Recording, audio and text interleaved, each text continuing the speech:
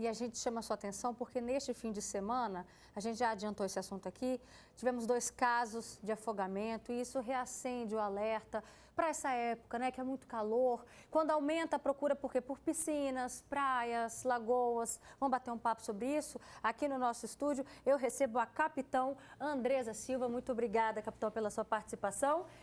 E também a soldado Priscila Rocha, também muito obrigada pela sua presença.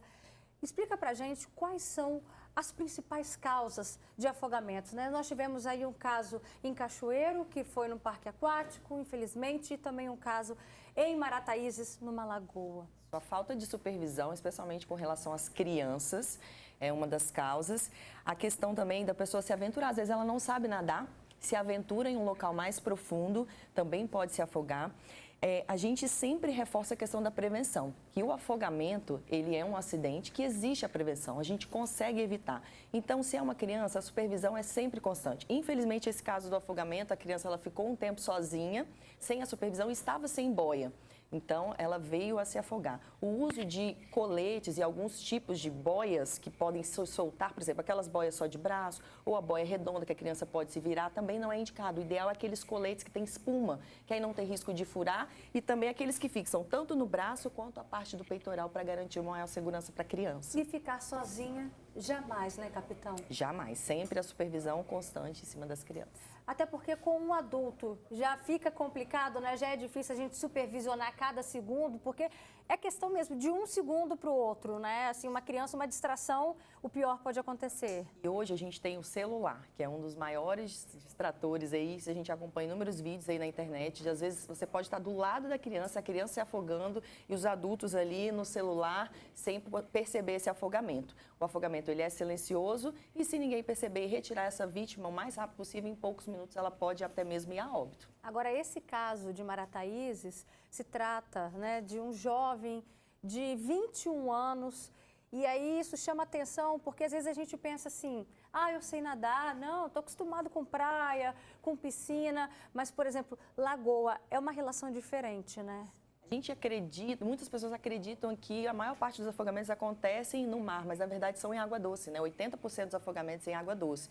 Então nunca se aventurar se não tiver ali, não saber nadar, não dar pé àquele local, né? Então nunca se aventurar em um local profundo e também evitar o consumo de bebidas alcoólicas. A gente sempre reforça isso, que isso é uma das grandes causas também, associar a bebida alcoólica. Bebida alcoólica não combina nem com trânsito e nem com água, independente se é praia, lagoa ou rio, nunca fazer esse tipo de associação também. E olha, com esse calorão que está fazendo, a gente sabe, geralmente, as crianças que estudam de manhã, nesse contraturno, ficam em casa para refrescar, a mãe às vezes coloca no chuveiro, numa bacia com água, na banheira.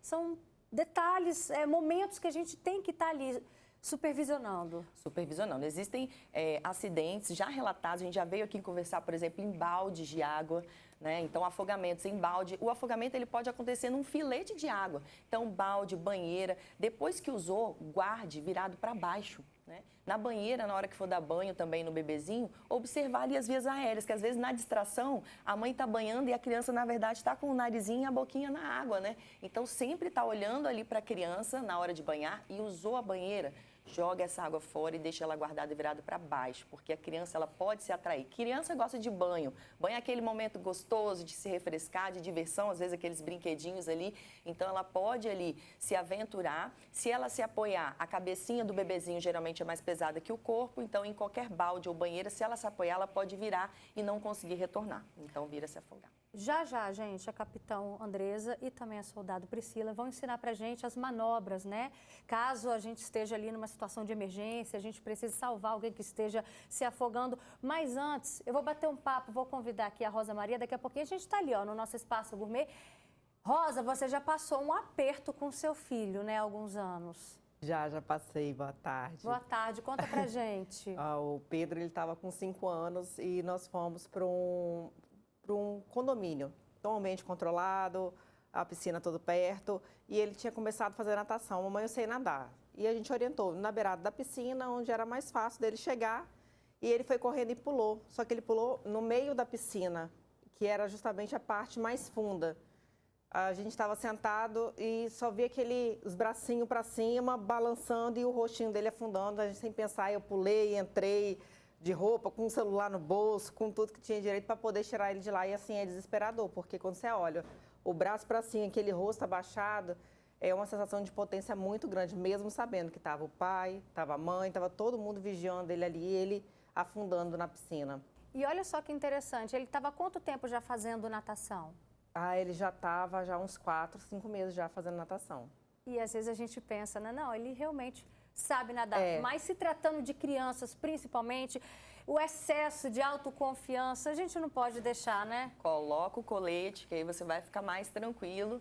E evitar, assim, as boias que podem furar ou escorregar. Então, o ideal é aquele coletinho mesmo de espuma preso ali, que aí, pelo menos, esse risco não vai correr. Pois é, então, a partir de agora, a gente vai te ensinar, né? Vamos relembrar, caso você também já tenha visto em outros momentos aqui no Fala Espírito Santo, mas é sempre bom relembrar, porque às vezes a gente esquece o procedimento correto para que a gente possa ter essa oportunidade, né, de salvar a vida de alguém, caso a gente presencie também um afogamento. Vamos lá então, capitão? Vamos Roberto, lá, soldado. Primeira coisa, é importante a gente frisar que no afogamento, a pessoa ela não pode ter o contato corpo a corpo com essa vítima, se a vítima está se afogando. Porque no desespero, a pessoa só quer respirar, ela vai segurar em você, ela vai tentar respirar. E ao invés de uma vítima, nós vamos ter 2, 3, quem for ali ajudar. Então, nos afogamentos, esses casos são comuns de uma pessoa se afoga e outra vai tentar ajudar, acaba se afogando também. Então, nunca entre em contato corpo a corpo. Lance algo flutuante, um isopor, uma boia, uma corda, um galho para que essa pessoa se agarre, não submerja.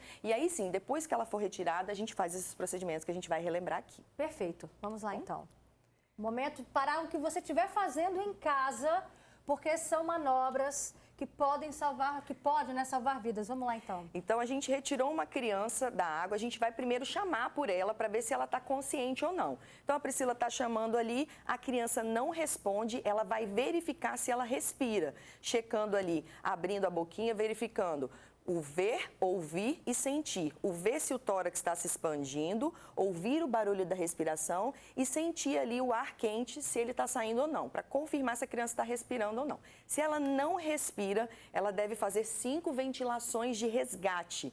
Essas ventilações, elas são importantes para evitar que essa criança ela tenha sequelas. Então, ela pinça aqui o nariz, puxa o ar e sopra na boquinha da criança, fazendo boca a boca. Caso tenha alguma máscara específica, né, nós os bombeiros temos uma máscara específica, a gente utiliza também. Então lembra, ó, pinça o nariz, puxa o ar, sopra na boca. Puxa o nariz e sopra na boca durante 5 vezes. Fez as 5 vezes e a vítima não respondeu, deve-se iniciar as compressões cardíacas no centro do peito com as 2 mãos. Se for criança, a gente dosa uma força ou pode ser com uma mão apenas. Então, com as 2 mãos dosando a força, vou comprimir no centro do peito forte e rápido 30 vezes. E depois das 30, eu vou ventilar mais 2 vezes. A cada 2 minutos, a gente checa se essa criança vai responder ou não, vai estar responsiva ou não. Então, ó, fez 30 vezes, respira ali e faz as 2 ventilações. Providencia mais 30 vezes. Agora, o que é mais difícil nesse momento, para quem é pai, para quem é mãe, é manter o controle emocional, porque a gente não sabe o que fazer e relembrar disso tudo, mas é ter consciência mesmo, né, desse momento. Roberta, a gente teve um caso há pouco tempo do Heitor, lá no sul do país, que ele foi retirado depois de mais de 10 minutos submerso. Ele estava submerso, o pai salvou, retirou e na hora que ele retirou, ele já iniciou as compressões e as ventilações. O Heitor, a equipe de resgate chegou em torno de 20 minutos depois, ele foi transportado de helicóptero e ele sobreviveu sem sequelas alguma. Então, a importância de executar esse procedimento para garantir uma sobrevida até o socorro chegar. Esse foi o caso que o irmão ficou de joelho, Isso, né? Esse foi o caso que o irmão ficou orando ali de joelhos. Foi uma cena linda, inclusive, né? De, assim, linda em relação à atitude do irmão mais velho. Sim. E o pai ali fazendo as manobras. Aí, na hora que retirou, ele já iniciou as compressões e não parou até o corpo de bombeiro chegar. E aí, depois, essa criança foi transportada de helicóptero e ele sobreviveu sem sequelas alguma.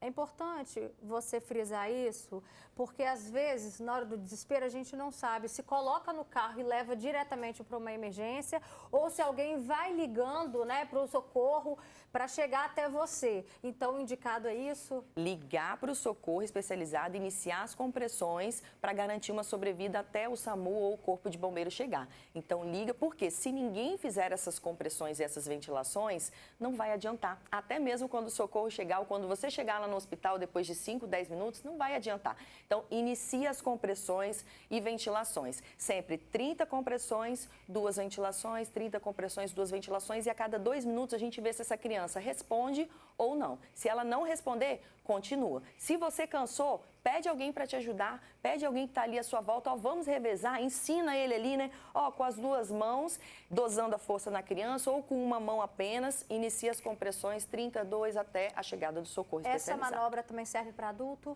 Serve para adulto. Aí no adulto a gente vai colocar toda a força quando a gente faz as compressões com 2 braços. Na criança a gente dosa um pouquinho para fazer menos força, porque a caixa torácica é menor, mas no adulto com as 2 mãos. E no bebezinho, aí a diferença é com 2 dedinhos. Então no bebezinho são apenas 2 dedinhos no centro do peito aqui, ó, na linha dos mamilos, vai fazer essas compressões. Então, para bebê, 2 dedinhos aqui, com menos força, né?